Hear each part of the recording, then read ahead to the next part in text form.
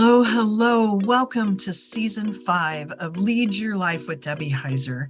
My name is Debbie Heiser, and I help entrepreneurs make a lot of money doing what they love without sacrificing what's important to them.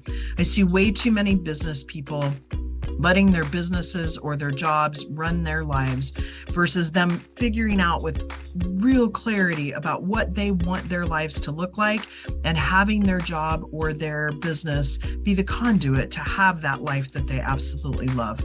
I want to thank you so much for listening in to season 5. This season is filled with motivation, inspiration, leadership, and wisdom from some super interesting guests, and myself included. My hope is through our shared experiences, you will see a bit of yourself and move further into leading your own lit up life. If you're enjoying this podcast, please feel free to share with others and leave a rating, and a comment or two would be awesome too. Let's get going. Thanks again for being a part of our community. Straight from the corners of my mind is where I find my sanity. Hello, and welcome back to another episode of Lead Your Life with Debbie Heiser. I am Debbie Heiser. I help entrepreneurs make a lot of money doing what they love to do without sacrificing what's important to them. I see way too many businesses that run the business owner's life versus the business owner understanding with deep clarity what they want their life to look like and having the business be a conduit to that. So I see a lot of people that get burned out, they're frustrated, they feel like they're in the hustle, and I help them get out of that and really lead a lit up life. And so anyway, if you want to know more about that, feel free to head out to my website. I'd also love to have a clarity call with you if you want to get crystal clear on what you want your life to look like as well.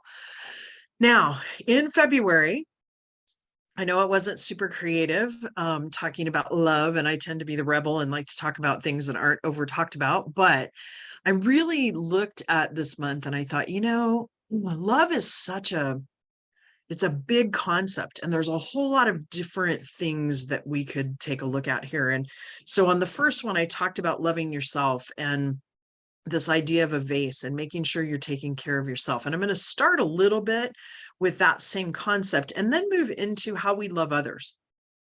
And they're very intertwined with each other. And so when we think about it, one of the key things that I had to unwind in my own brain and in my messaging, I talk a lot about brain science. So I'm going to do a quick neuroscience thing here. And if you've heard this before, it's okay. It's always good to hear it multiple times. That if you think about your brain as a circle, and the top part of the circle is your conscious brain. And that conscious brain can receive messages, it can reject messages, and it can also create and innovate. Now, there's a whole lot more to it, but in a simplistic form, that's what happens. Well, what happens with our subconscious brain is that it can only receive messages. And when it receives those messages, when we dream, that's our subconscious trying to make sense of those things and put it into some context. So sometimes you'll have a dream and it's kind of a strange dream and you don't understand what it's about. It's your subconscious working through some things. So we receive these messages. Those messages start from when we're very young, and up until now, they come from religion, they come from culture, they come from our families, they come from our friends, they come from books we read, they come from movies we watch, all sorts of different things. But we get these messages. These messages then turn into a belief. And usually, a lot of times, what happens is the beliefs that end up holding us back usually have some judgment around them, and the judgment of making us wrong or someone else. That's an entirely other podcast, but it creates a belief, and those beliefs create actions, and those actions then create habits that we have in our day-to-day life. So when we think about loving ourselves, I received a message very early on, and I have a very strong faith base. And so I'm not knocking religion. but I'm looking at it and saying there's a lot of messages that are filtered through our human ability to reconcile things and try to put things in a box. And there's a Bible verse that says, love your neighbor. And a lot of times what I was hearing and messaging, and also watching my parents and others around me, is this idea of love others at the expense of yourself. That goes to the whole vase story that I talked about a couple weeks ago. In this idea of almost martyrdom, a little bit, right? Like that we're pouring out so much to other people. When in fact, and if you're not a Christian faith-based, just kind of bear with me here, because this message is everywhere in culture. But biblically, it says, love your neighbor as you love yourself.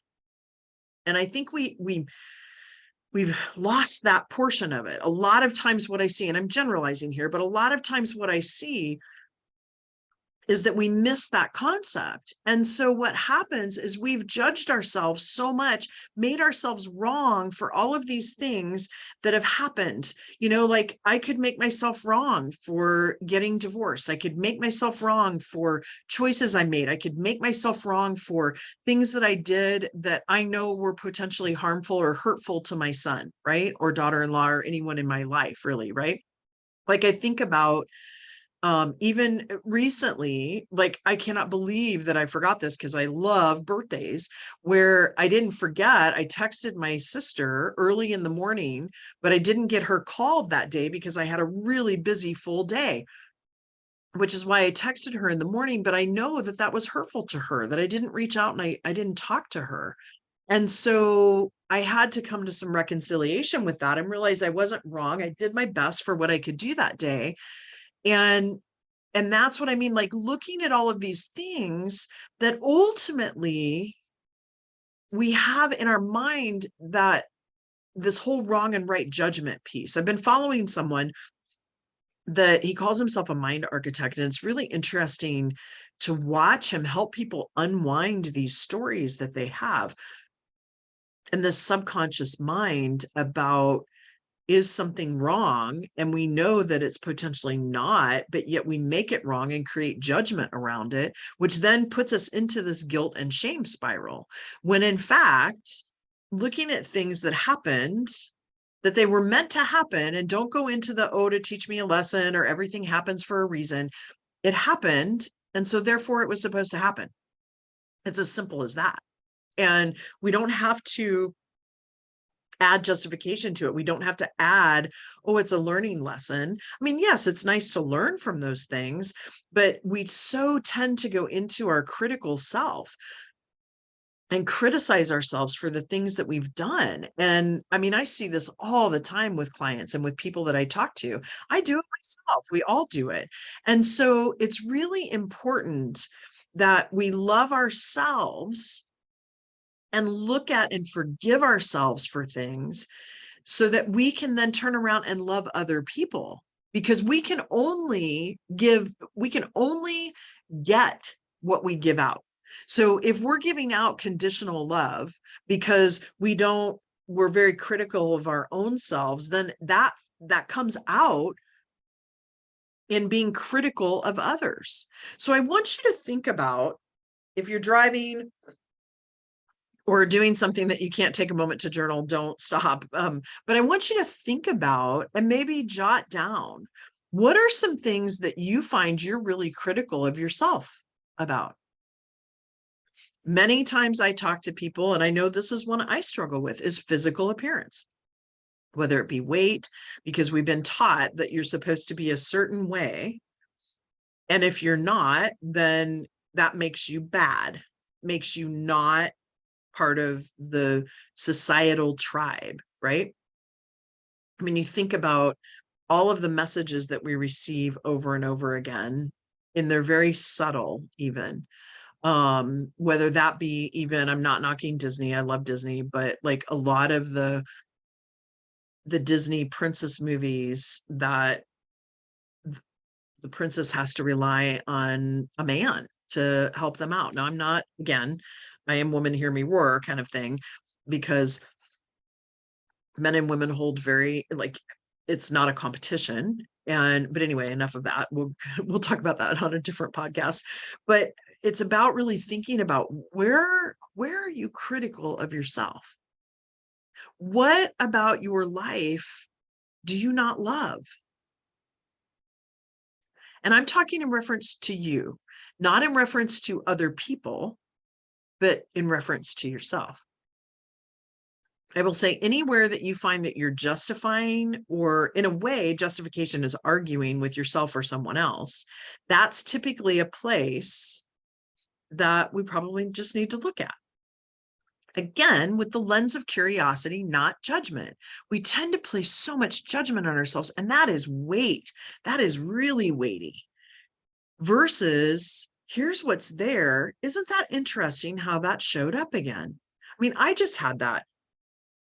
I was in a relationship. We went and visited my family, and it was very eye-opening to me how quickly I jumped into some past behaviors, and I didn't like doing that. I didn't like who I was by doing that. Now, whether or not that was someone else also having some behavior, that person was not responsible for my triggers. I'm responsible for that. And looking at that and really investigating in a curiosity way of what's that about?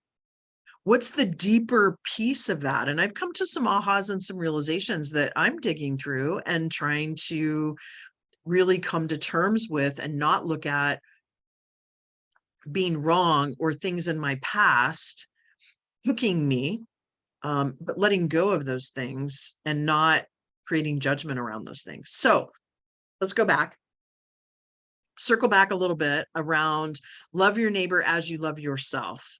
And I'd love for you to take some time and have a sheet. And I want you to list out all of the things that you struggle loving yourself with. It could be you think your nose is too big, or your teeth are crooked, or that you're not as nice to people as you wish you were. Or some of you have heard my talk about like how triggered I get talking to customer service reps because I feel like I'm not being listened to, right? Like all of those things that you find that you're very critical of yourself. And then in the same setting, I want you to list out all the things you love about yourself. And if the list of things that you're more critical about is longer than the list that you love about yourself, spend some more time there. Look at all of the things, and nothing is too small to put there. Sometimes we have to take baby steps in loving ourselves because we've experienced so many things that have created this lack of trust in ourselves and this lack of love for ourselves. And so really take some time to think about that. Now, the other piece of this too is thinking about, like, I know I'm going on and on about loving yourself, but think about, where are you scared in trusting someone else? Where are you potentially nervous about being vulnerable with other people? Where do you feel like trust has been broken? Because here's the deal, we're all human. There are going to be, no matter what relationship you're in, whether it's family, friends, lovers, whatever it is, there will be times that that person breaks our trust. There will be times that we break their trust. There will be times that we are afraid to be vulnerable with them because maybe they made a comment that hurt our feelings when we were being vulnerable. But it's our responsibility then to share that. Now, I get that some of us are in relationships that are more toxic, and we have to come to terms with that. And, you know, it's interesting. I was introduced to this concept of gaslighting, and it's subtle, and it doesn't just come from love relationships, but where it's making you question your own judgment. And so I guess for me, I look at the best way you can love other people is to understand more about yourself, be very self-aware, and also look at where you're resisting. Where are you resisting receiving love? And if you have someone in your life that you love, regardless of what relationship it is, and I'm not going to include pets in this because it seems like pets to me show such unconditional love. But when you think about the relationships you have, do you focus more on what you're not getting? Or are you focusing on what you're giving?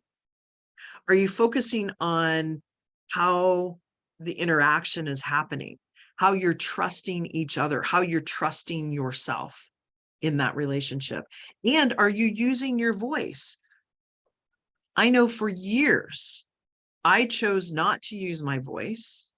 I chose not to express how I was feeling. I chose not to express things that I felt called to do because of fear. And I get that there are times in our relationships, I've been there. I just said to you, I didn't do those things because of fear, and fear where I'd been hurt before, I had been vulnerable with this person, and they said or did something that was really hurtful. And then that took me to a point where I kept backing up further and further until I quit being vulnerable at all with that person. And so I want you to look at the relationships that you have and be really honest as far as looking at a mirror. If there's something that's bothering you about a relationship that you're in, check the mirror. Is it something that you're potentially doing? And again, without judgment, look at it through curiosity, because the only way you're going to be able to look at it and potentially change it is by becoming aware of it without spinning yourself into the guilt and shame cycle.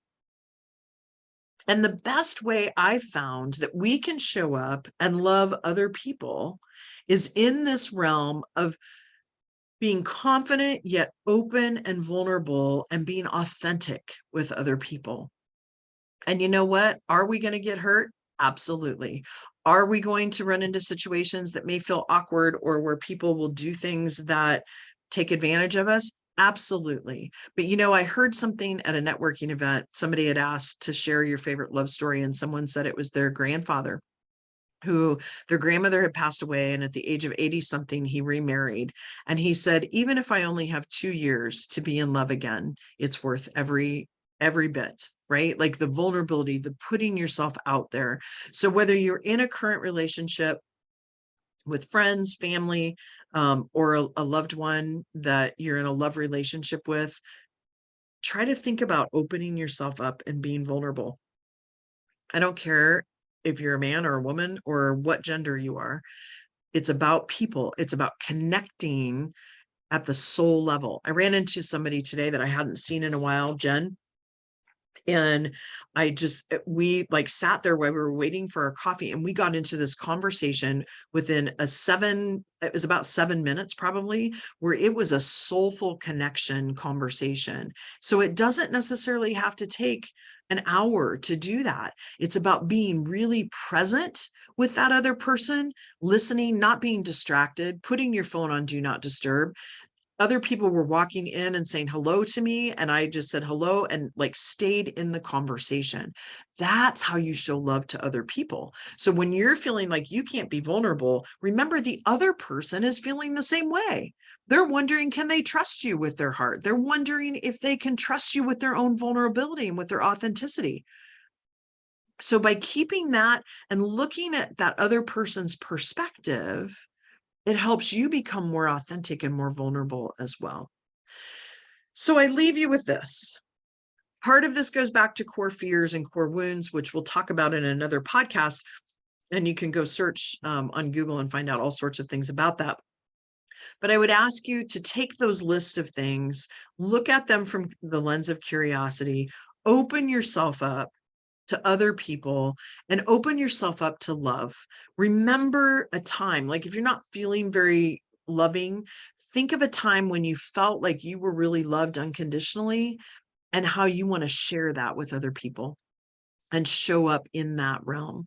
So with that, I'm going to leave you with love yourself and go out and just love other people. Just show that love and kindness in ways that you feel like show love, but also realizing sometimes I had this happen with my son and daughter-in-law, that the ways that I was showing support to them, the way I was showing love for them was not necessarily the way they received love. And so in order for me to look at that, I had to shift.